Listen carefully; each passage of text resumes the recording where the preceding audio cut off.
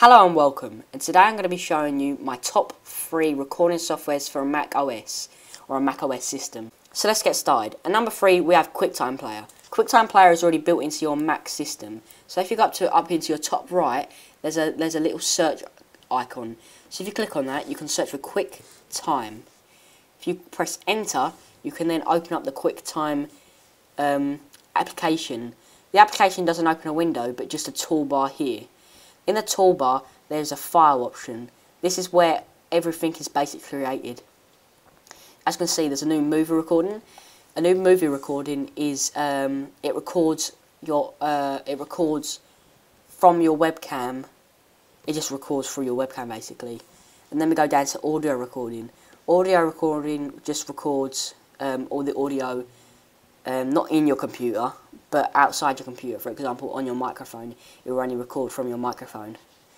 And the new screen recording. The new screen recording is basically it records your screen. Obviously, that's the whole point. I'm showing you this application. It's free. It's already built into your Mac, which means no downloads, no nothing. You can also have a drop down arrow here. So what you'd be brought to, first of all, you'd be brought to an enter one, like a record button, and it will just be no sound. But then you can press a drop down arrow and go to built-in input : external microphone. This will add a microphone to your actual recording. So when you're recording, you can actually talk whilst recording. For example, if you're doing a gameplay video, you can actually talk whilst doing that. So, but there's some downsides of this really. It says it records at 720p, but the 720p is very pixelated. Well, 720p isn't pixelated, but the recording says it's 720p and it's quite pixelated. So I advise using it if you're just starting off with YouTube, but if you're not, then I wouldn't. So yeah, and also yeah, that's about it for. I think there's something else, but I can't remember. But Quicktime Player is a very good recording software. It's free and it's already built into your Mac. So let's go into number 2. At number 2 we have Screenflow. Screenflow you have to pay for, but it's very nice and it is definitely worth it buying it.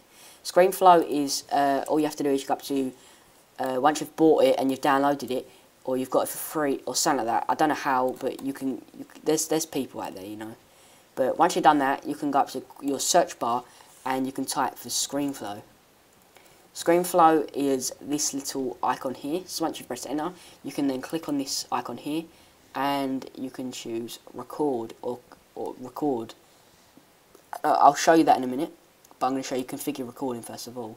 So record from built-in eyesight allows you to record from your webcam, which is quite handy. For example, it did that as well in Quicktime Player, but it didn't do it at the same time, which is quite, well, it is a very handy kind of, you know, stuff to be able to do, because then you have to put it in sync with your mouth, with everything like that, whereas on Screenflow you don't, you just record and that's it.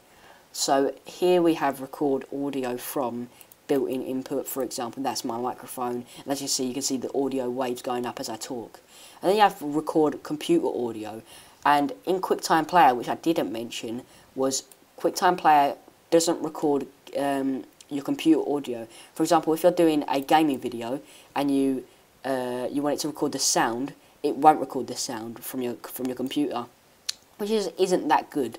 As where on Screenflow it does. So if I click record now, it will come up with a nice little looking preparing to record, finish recording, and 3, 2, 1, and it starts recording. Once it's started to stop, once you've stopped recording what you want to record and then you want to stop record, you can stop it and then it will come up with a nice editing interface. So it comes up with its own editing little system, and as you can see, if you scroll across, you can hear. Once it started to stop me talking, which isn't that good when I'm recording a recording, if you know what I mean. So that's where you can actually, for example, if I want to edit this, I can actually crop a little bit out. So I want to split a playhead, I can then stop that there, and there we go. So now I've deleted that bit and I've just cropped out a little bit. Then we can actually go ahead and actually scale it up and scale it down, which is quite nice. You can actually arrange it in different angles and that kind of stuff, and there we go, and there we go. You can actually make it a bit 3D, you know. It's quite nice. It's quite nice when it comes to the editing sides and stuff. But for me, iMovie is enough for me. You know, the only thing I do on Screenflow and the other program that I use now is I just go ahead and split playhead, and then I go split a playhead, delete that bit, and then scroll across, and that's all I do. And then I just go ahead and group them, or not group. It's somewhere up here, isn't it? You can join them. I don't know how to join, but I'm pretty sure there is a join option, and you can join them together, and there we go. So you can just edit in here and take it out, and then you can go edit in your own software if you wanted to. But there we go. That's Screenflow. There's also lots of others animations you can do. For example, you've got your media here, your text you can add an annotation, you can edit your mouse controls. For example, you can add a cursor so you can see where you're clicking and stuff like that. You can make a clicking noise as you click, so it's quite handy. But I wouldn't use it if you're doing a gaming video. This is purely for basically tutorials, really. But then we get on to the statistics side of stuff. The statistics of Screenflow are around 720p, like the Quicktime Player, but isn't as pixelated as the Quicktime Player's movie, well, screen recording. So yeah, this is Screenflow, and I really do recommend it if you're just upgrading from if you're looking for a recording software. I would really highly advise this. So now at number 1 we have Camtasia. Camtasia is actually here, and this is what I use for my videos. It's around $100, I think, like that, something like that, and it records in 1080p.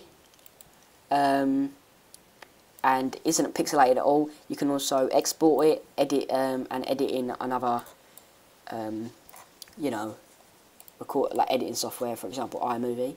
And this is what, if you go up to the spotlight here and type in Camtasia, you can actually press enter, and then it will open up one. At the moment, I'm actually exporting a gaming, what's the kind of thing? A gaming video, really. And that's with my friend George, what I just did. So yeah, that's about it. But then, as you notice, right here, there's media, annotations, transitions, animations, video effects, audio effects, and cursor effects. So if I minimize this and I go over to new project, I'll demonstrate some of these. So if you go to media is basically all the stuff that you've already imported into your actual Camtasia library. For example, media, if I've done a recording, I'll be able to import the recording in. So that's annotations. Annotations, you've got arrows, you've got like you know, shapes and stuff like that. Some random stuff, really. Annotations, you know, you've got ABC, all that kind of stuff. Then you've got transitions. Transitions are quite handy. You can fade in, you can fly in and fly out. There we go. You can also rotate in and rotate out. You can also slide in, and then you can also slide out, and zoom in, and zoom out. And a quite handy one here is audio fade in and fade out. So if you want your audio to fade in, then it can fade in. And I really like this one because I usually use this when I'm ending a video. I'll fade it out and then I'll go to my outro. So yeah, but at the moment I'm not using I'm thinking of ideas for my outro. I'm thinking of my desktop, should I just have social icons pop up here and that kind of stuff with a transparency grid. So yeah, so that's been Camtasia. Camtasia, when you actually start recording, is quite good, I guess. It's a pretty good. It's basically the same as Screenflow when it comes to 3, 2, 1 and that kind of stuff, except you can record your camera, you can record like your webcam, you can record through your computer audio, you can record through, you can select certain regions that you just want to record. You can also set the so if I want 1080p or I want 720p like here, if I want 640 by 480 or something like that, and it gets smaller and smaller, and there we go. So I highly advise buying this Camtasia, and Camtasia is around £100, but you can also just download the free trial, and it's a 30-day free trial, which is very good. So that's been my top 3 recording softwares for a Mac. I thank you for watching. Don't forget to check out my social links in the description below, and if you enjoyed the video, or if you decided to go and download some of the Mac recording softwares, don't forget to leave a thumbs up, comment on what one you actually used, and I'll see you guys later. Bye.